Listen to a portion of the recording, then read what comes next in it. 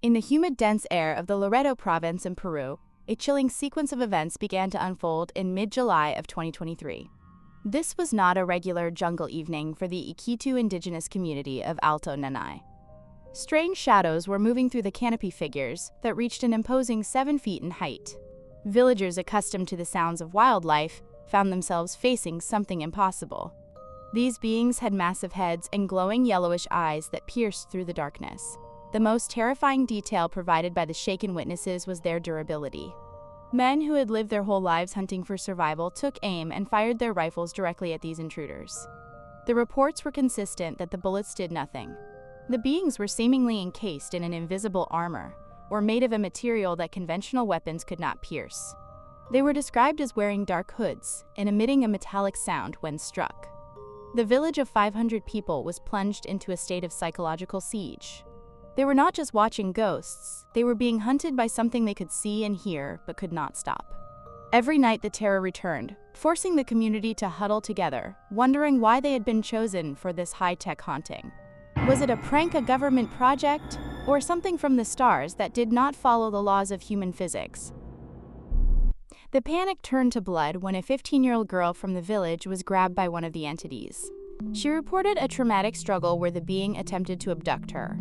While she managed to escape, she sustained cuts to her neck, proving these were not mere holograms or collective hallucinations. The elders immediately looked to their ancient oral histories to make sense of the violence. They invoked the name of the Pelicaras, or face peelers. In Amazonian folklore, the Pelicaras are sinister figures, often associated with foreigners or ghouls who travel to remote areas to harvest human fat or organs for specialized dark industries. In the eyes of the Iquitu people, the tall, silver-clad strangers with their glowing masks were the modern incarnation of these ancient devils. Witnesses insisted the beings could fly or hover a few feet above the floor of the jungle, never actually touching the mud. This lack of footprints only added to the mystery and the community feeling of utter vulnerability. Night patrols were organized, where every man carried whatever weapon he had, yet they all knew that if the accounts were true, they were bringing knives and hunting rifles to a battle against beings that seemed to laugh at lead and steel.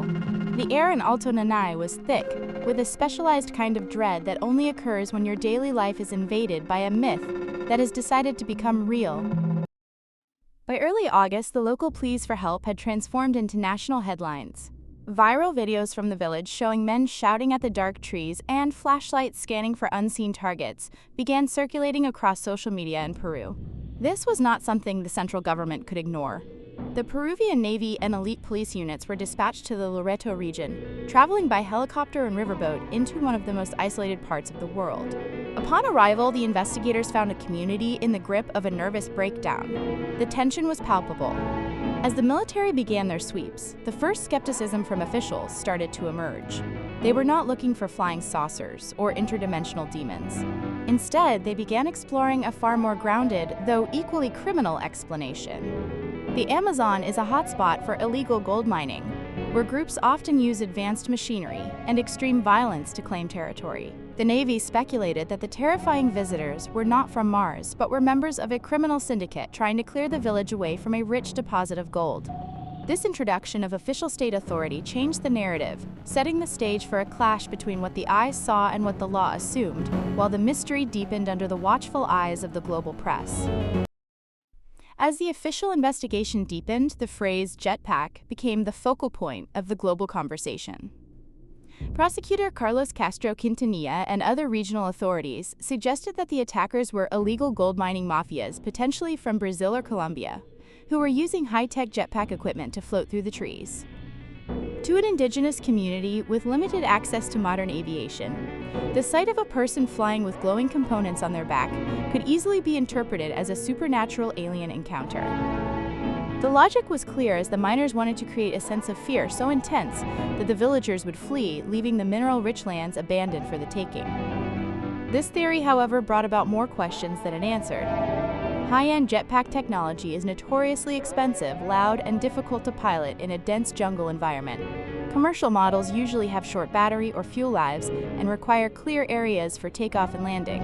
The villagers argued back, stating that these beings did not sound like machines they had ever heard. They described the flight as smooth and silent, more akin to gliding than using a high-pressure thrust engine. Skeptics worldwide weighed in, pointing out that professional jetpacks can cost hundreds of thousands of dollars. Why would a gold mining syndicate risk such high-end assets for a small village raid? Additionally, the immune-to-bullets claim was difficult to square with human miners, unless they were wearing high-grade military ballistic plating beneath their robes, which would add even more weight and complexity to an already difficult flight mission.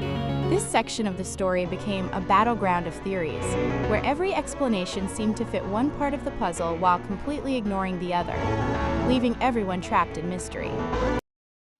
Despite weeks of combing through the thick undergrowth and patrolling the perimeter of the village, the physical evidence of these supposed attackers remained suspiciously absent. Investigators searched for tracks, thermal signatures, and traces of fuel or advanced battery waste, but they found none. There were no recovered drones, no crashed jetpacks, and no discarded metallic fragments that could definitively prove either the alien or the miner theory. Even more perplexing, once the military and the media presence became permanent in Alto Nanay, the nocturnal visits reportedly stopped almost immediately. This could imply that the intruders were indeed humans who retreated the moment the state eyes were upon them, but it could also support the idea of a psychological panic that dissipated when the feeling of safety returned. To many, the total lack of proof of technology in such a remote area suggested that either the criminals were masterfully organized or the village had experienced a genuine paranormal event that left no physical footprint in our world. While officials eventually closed the books by officially blaming gold miners, the absence of an arrested suspect or a seized piece of equipment has left a massive hole in the official narrative that locals find hard to swallow to this day. The question remains how these beings simply vanished into the canopy without leaving a single tangible mark behind. This Peru event is not an isolated incident. Paranormal history is littered with accounts of remote communities facing unidentified flying attackers. One of the most famous cases happened in the 1970s in Peru, Brazil, known as the Chupa Chupa incident. During that time, villagers reported small glowing orbs that would burn the skin and draw blood, leading to a large military investigation called Operation Plate. Much like in Alto Nanay, the sightings combined physical injury with extreme psychological distress and elements of local folklore. These cases reveal a recurring pattern where isolated populations in resource-rich areas suddenly find themselves in the crosshairs of the unexplainable. Whether these represent real contacts with the unknown or sophisticated military experiments on unwitting test subjects, they emphasize how vulnerable our collective sanity becomes when faced with a predator we do not have the vocabulary to describe. The lore of the Amazon seems to be evolving to keep up with the tech of the modern world, or perhaps it is just that the entities themselves are changing their masks. In the end, the official records in Lima will say that the Iquitu people were terrorized by men in flying machines searching for gold. They will call it a closed case of mass hysteria meets criminal intimidation. But for the mothers who clutched their children as 7-foot figures stood outside their huts, the answer is less certain. They saw what they saw, and the cuts on the neck of a teenager do not easily disappear under the weight of bureaucratic explanations. As the investigators leave and the jungle swallows the lights of their riverboats, the village returns to its natural silence. But that silence is no longer comforting. It is a waiting game. If those beings were really just men, they are still out there hiding in the green labyrinth of the Amazon with technology that feels like magic. And if they were not men, the question becomes much more urgent. What would you do if a light descended into your garden tonight and the person coming for you was immune to your defense?